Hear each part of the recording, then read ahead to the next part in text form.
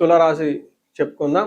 తులారాశి 2025లో బాగున్న రాశుల్లో, 2026లో కూడా బాగున్న రాశుల్లో ఒక రాశి తులారాశి. ఇప్పటిదాకా గురువు మీకు 9వ స్థానంలో ఉండి చక్కగా విశేషంగా లాభించారు. అయితే జూన్ తర్వాత 9వ స్థానంలో ఉన్న గురువు 10వ స్థానానికి వెళుతూ ఉన్నారు. ఇక్కడ గురువు ఇప్పటిదాకా మీకు ఫ్రీ ఎంట్రీ పాస్ ఇచ్చేసినట్లు అనుకోవాలి. అయితే ఇక నుంచి మీకు రెస్ట్రిక్టెడ్ పాస్ ఇస్తారు. కొన్ని టర్మ్స్ అండ్ కండిషన్స్తో మిమ్మల్ని ఫుల్ఫిల్ అయితేనే మీకు గురువు అనేది మీకు చక్కగా బెనిఫిట్ చేసే విధంగా ఉన్నారని గమనించాలి. మనం ఫస్ట్ అసలు గురువు 10వ స్థానంలో ఉంటే ఏం జరుగుతుంది అని మనం తెలుసుకొని ఆ తర్వాత రియల్ లైఫ్లో ఇంప్లికేషన్స్ ఎలా ఉందో మనం చూద్దాం. మనకు సంస్కృతంలో మహర్షులు ఏం చెప్తారంటే, ధాన్యనాశ ధనచ్ఛేద వృధా సంచారణం భయం స్వజనైర్దూషణం చైవ దశమస్తే యథా గురువు అని చెప్తారు. అంటే 10వ స్థానంలో గురువు ఉంటే ఏమవుతుంది?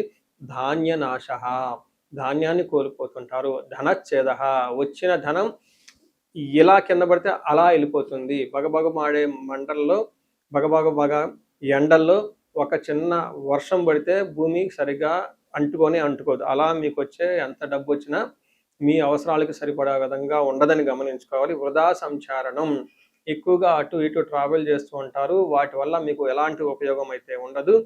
దీనికి తోడు మీకు ప్రొఫెషనల్ మ్యాటర్స్లో భయంగా ఉండే అవకాశం ఎక్కువగా ఉంటుంది. స్వజనైర్దయ దూషణం, మీకు బాగా కావాలి అనుకున్న వాళ్ళే మిమ్మల్ని వెన్నుపోటు పొడిచి మీ గురించి చెడుగా ప్రచారం చేసి మీ కీర్తి ప్రతిష్టలకి భంగం చేస్తూ ఉంటారని గమనించుకోవాలి.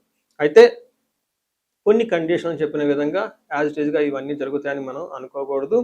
వాళ్ళ యొక్క జన్మ జాతకాన్ని బట్టి కూడా మనం చూసుకోవాలి. వాళ్ళ యొక్క దశలు అంతర్దశలు బాగుంటే ఇవి అంత ఎక్కువగా ప్రభావం చూపించవు. ఇన్ కేసు వాళ్ళ దశలు అంతర్దశ జన్మ జాతకంలో కనుక సరిగా లేకపోతే అగ్నికి ఆజ్యం పోసినట్టు, అది సరిగా లేదు కాబట్టి గోచర ఫలితాలు కూడా సరిగా ఉండవు కాబట్టి ఇబ్బందులు పడే అవకాశం ఉంటుంది. కాబట్టి ఖచ్చితంగా మీరు జాతకం చూపించుకోవడం చాలా ముఖ్యం ఈ రాశి వాళ్ళు.